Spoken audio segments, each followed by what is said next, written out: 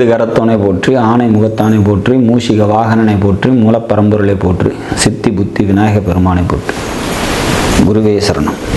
இணையத்தாள் இணைய மீது எங்களுக்கு வணக்கம். இது 2025 சனி பெயர்ச்சிக்கான ராசி பலன்.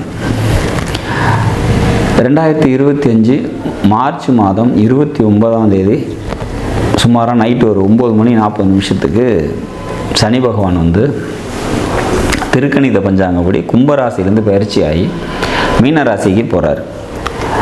இது மேசராசிக்கு எந்த வித தாக்கத்தை கொடுக்கும் அப்படிங்கிறத நம்ம பார்க்கலாம். பொதுவாகவே சனி அப்படின்னாலே அது ஒரு பாவ கிரகம், 7.5 சனி, அர்த்தாஷ்டம சனி, அஷ்டம சனி அப்படின்னு சொல்லி எல்லாருக்குமே ஒரு பயம் அப்படிங்கிறது சனி மேலே உண்டு. நம்ம திட்டும் போது கூட ஒருத்தனை அந்த சனிங்கிற வார்த்தையை சொல்லி திட்டுற வழக்கம் கூட உண்டு. அப்பேற்பட்ட சனி பகவான் வந்து உண்மையிலே கெடுபலன்களை தான் செய்கிறாரா, நன்மைகளே செய்ய மாட்டாரா அப்படின்னா கண்டிப்பாக நற்பலன்களை நிறைய செய்கிறாரு அப்படிங்கிறத புரிஞ்சுக்கணும். ஒருத்தரோட ஜாதகத்தை பார்த்த உடனே அவங்களுக்கு குலதெய்வ அனுகிரகம் இருக்கா இல்லையா அப்படிங்கிறத தெரிஞ்சுக்கிறதுக்கு முன்ன நின்று சொல்கிற கிரகம் சனி. ஒருத்தர் பூமியில் எவ்வளோ நாள் வாழ போகிறாரு அப்படின்றத சொல்கிறதும் சனி. அப்போ இப்போ ஏற்பட்ட மகத்துவங்கள் வாய்ந்த இந்த சனி பகவான் இருக்கார் இல்லையா, இவர் வந்து பிரதானமான ஒரு, அதாவது என்ன சொல்கிறது, ரொம்ப முக்கியமான ஒரு கிரகம். அதாவது நவகிரகங்கள்லேயே வந்து பார்த்திங்கனாக்கா ரொம்ப இம்பார்ட்டன்ஸ் நம்ம கொடுக்க வேண்டிய ஒரு கிரகங்கிறத நம்ம புரிஞ்சுக்கணும். இன்னொன்று வந்து பார்த்திங்கன்னா இந்த சனி வந்து மந்தமானவங்க, ரொம்ப ஸ்லோவான பிளானட்டு, சோம்பேறித்தனத்தை கொடுத்துரும், அப்படி இப்படின்னு நிறைய விஷயங்கள் இருக்குது. எல்லாமே உண்மை தான்.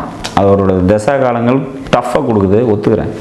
ஆனால் அந்த டஃப்பு தான் வந்து பார்த்திங்கனாக்கா உங்களோட வாழ்க்கையில் அந்த வாழ்க்கையை எப்படி வாழணுங்கிற அனுபவத்தையும் அதன் மூலம் கிடைக்கிற அறிவும் வந்து பார்த்திங்கன்னா விலை மதிப்பு இல்லாது.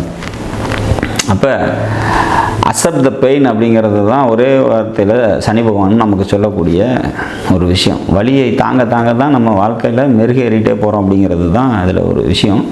இப்போ இந்த சனி வந்து மேஷத்துக்கு என்ன செய்ய போகிறாரு அப்படிங்கிறத பார்க்கலாம். மேஷராசிக்கு இது வரைக்கும் லாபஸ்தானத்தில் இருந்தார், இப்போ விரயஸ்தானத்துக்கு 12க்கு வரார்.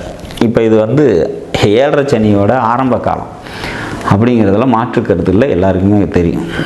இன்றைக்கி தான் எல்லாருக்குமே ஓரளவுக்கு ஜோதிடம் தெரிஞ்சிருக்கு.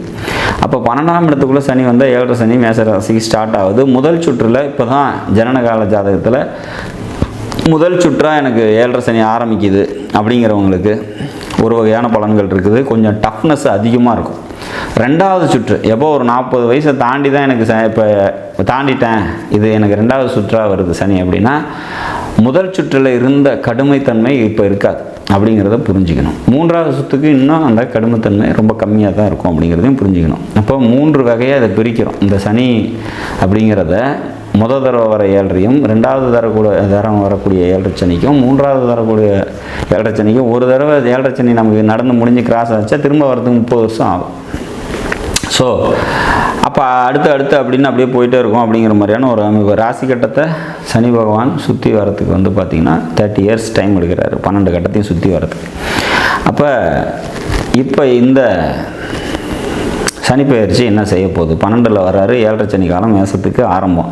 மேஷத்தை பொறுத்த வரைக்கும் ஏற்கனவே இப்போ ராகு கிராஸ் ஓவர் ஆகி வரதுக்குள்ளேயே படாத பாடு பட்டுட்டு இருந்தோம். இப்போ மறுபடியும் சனி வர போகிறாரா, அதுவும் 7.5 சனியா, அதுவும் விரயத்தில் வந்து உட்காராரா, அப்போ அதாகிடும் இதாகிடும் பிரச்சனையாகுமா, நிறைய மன அழுத்தத்தை கொடுப்பாரா, அப்போ மனக்கசப்புகள் தருவாரா, தொழில் முடங்குமா, கடன் வருமா அப்படின்னா இது பொது பலன். இது எல்லாருக்குமே 7.5 சனி காலங்களில் தொழில் முடக்கம், பொருளாதார கஷ்டம், உறவுகள்கிட்ட மனக்கசப்பு அப்படிங்கிற மாதிரியான சூழ்நிலைகள்லாம் 7.5ல் எல்லா ராசிக்குமே நடக்கும். யாரெல்லாம் இதில் விதிவிலக்குப்பட்டு வெளியே வருவாங்கங்கிறத பற்றி நம்ம பார்க்கலாம். ஏன் இந்த விதிவிலக்கை நம்ம பார்க்குறோம் அப்படின்னா, பொத்தாம் முடிவாக ஒரு ராசி பலன் சொல்கிறோம், ஒரு பயிற்சிக்கு பலன் சொல்கிறோம் அப்படின்னா 7.5 சனி காலமாக இருக்குது, இதில் நீங்கள் கவனமாக இருங்க அப்படிங்கிறது வந்து அது மட்டும்தான் நடக்குதா அப்படின்னா இல்லை. இதில் நிறைய நல்ல விஷயங்களும் நடக்கிறது உண்டு. அது யாருக்கு ஸ்பெசிஃபிக்காக நடக்கும் அப்படிங்கிறத சொல்லலாம். இப்போ உதாரணமாக உங்களோட ஜனனகால ஜாதகத்தில் மீன ராசி அப்படிங்கிற ராசிக்குள்ளே தான் இவர் வராரு, சனி வராரு. அப்போ அந்த மீன ராசிக்குள்ளே உங்களோட ஜனனகால ஜாதகத்தில் சுக்கிரன் இருக்காருன்னு வச்சுக்கங்க. சுக்கிரன் இருக்கார் அப்படின்னா இங்கே வரக்கூடிய சனி பகவான் இந்த 2.5 வருஷம் உங்களை கேரண்டடாக நல்லபடியாக வச்சுருப்பார். பொருளாதாரம் நல்லாயிருக்கும், பொருளாதார உயர்வு.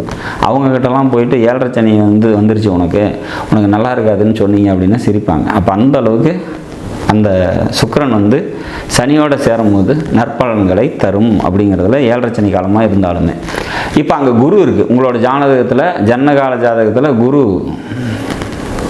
அங்கே இருக்கார். உதாரணமாக 1988 பிறந்திருந்தீங்க அப்படின்னாக்க அங்கே குரு இருக்கும் இல்லையா? 2ல் குரு ஆட்சி பெற்ற நிலையில் இருப்பார். அப்போ அவங்களுக்கெல்லாம் இந்த 7.5 சனி பாதிக்குமா அப்படின்னா கண்டிப்பாக பாதிக்காது. ஏன் அப்படின்னா குரு கூட சேர்ந்த சனி அப்படின்றத எடுத்துக்கலாம். அப்போ பொருளாதாரம் அவங்களுக்கும் நல்லாயிருக்கும், மகிழ்ச்சியான ஒரு சூழ்நிலைகள் ஏற்படுறதுக்கான வாய்ப்புகள் உண்டு. குரு சனி காம்பினேஷன் நல்லாயிருக்கும். அப்போ இந்த மாதிரி அந்த மீன ராசிக்குள்ளே என்ன கட்டம் இருக்குது, என்ன கிரகம் இருக்குது அப்படிங்கிறத பொறுத்து தான் நற்பலன்களும் தீய பலன்களும் தரப்போகுது இந்த சனி பகவான் அப்படிங்கிறத நம்ம உறுதியாக எடுத்துக்கணும். அங்கே இந்த லக்னத்துக்கு ஆகாத கிரகங்கள் இருக்குதுன்னு வச்சுக்கலாம். புதன் இருக்கார் அப்படின்னா அப்போ கொஞ்சம் டஃப் கொடுக்கும் அப்படிங்கிற மாதிரியான ஒரு விஷயம். ராகு இருக்கார் அல்லது கேது இருக்கார் அப்படிங்கும் போது இன்னும் கொஞ்சம் தீவிரமான கெடுபலன்களை தர்றதுக்கான வாய்ப்புகள் உண்டு அப்படிங்கிறதையும் புரிஞ்சுக்கணும். பொதுவாக அந்த இடத்துல விரயத்தில் சனி வரும்போது பார்த்திங்கனாக்கா பொருளாதாரம் சம்மந்தப்பட்ட பிரச்சனைகளும் தேவையற்ற அலைச்சல்களும் ஏற்படுறதுக்கு வாய்ப்பு உண்டு. எல்லாமே அப்படித்தான் நடக்குமானா அப்படி இல்லை.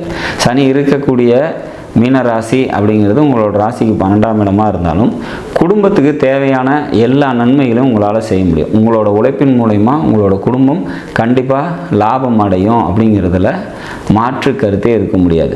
அதே மாதிரி யாருக்கும் வாக்கு கொடுக்காதீங்க. கொடுத்த வாக்கை காப்பாற்றுறது அப்படிங்கிறது கொஞ்சம் சிரமம் இந்த காலகட்டத்தில் 12ல் சனி இருக்கும் போது. ஸோ அதனால் பார்த்திங்கன்னா அது அந்த விஷயத்தில் கொஞ்சம் கூடுதல் கவனத்தோடு இருந்துக்கணும் அப்படிங்கிற மாதிரியான விஷயம். தாய் வழி சொந்தங்கள் இருக்காங்க இல்லையா, அவங்கக்கிட்டலாம் பார்த்திங்கன்னா கொஞ்சம் டிஸ்டன்ஸ் மெயின்டைன் பண்ணிக்கிறது பெட்டர். ஏன்னா அவங்கக்கிட்ட கசப்புணர்ச்சிகள் ஏற்படும். அப்போ கடன் இருக்குது அப்படின்னா அதையும் கொஞ்சம் கவனத்தோடு ஹேண்டில் பண்ணி அதை நம்ம சீராக மெயின்டைன் பண்ணிக்கணும். தந்தையாரோட உடல் நிலையத்தில் கொஞ்சம் கவனமாக இருந்துக்கணும் அப்படிங்கிற மாதிரியான ஒரு அமைப்பு. இவ்வளோ தான் இந்த 12ஆம் இடத்துல இருக்கக்கூடிய சனியோட பாதிப்புகள் அப்படின்னு வரும். அதுலேயுமே பார்த்திங்கன்னா இங்கே சுபகிரகங்கள் இருக்கும்போது, சுக்கிரன் இருக்கும்போது அல்லது குரு இருக்கும்போது பார்த்திங்கன்னா அந்த பாதிப்புகள் இன்னும் குறையும் அப்படிங்கிற மாதிரியான ஒரு அமைப்பு. தீய பலனுக்கு பதிலாக கண்டிப்பாக நற்பலன்கள் இந்த மாதிரி இந்த மீனராசிக்குள்ளே உங்களோட லக்னத்துக்கு சுபகிரகங்கள் இருக்கும்போது சிறப்பாக நடக்கும் அப்படிங்கிறதுல மாற்று கருத்து இல்லை.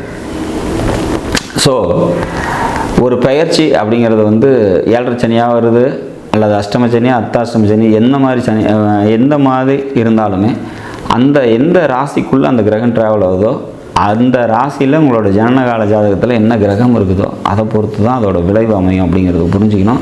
மோரோவர் என்ன தான் செய்யும் இந்த மேச ராசிக்கு அப்படின்னா அஷ்டம சனி காலம்தான். அப்போ அங்கே 12ல் சனி வரும்போது அலைச்சல் விரயங்கள்லாம் ஏற்படும்.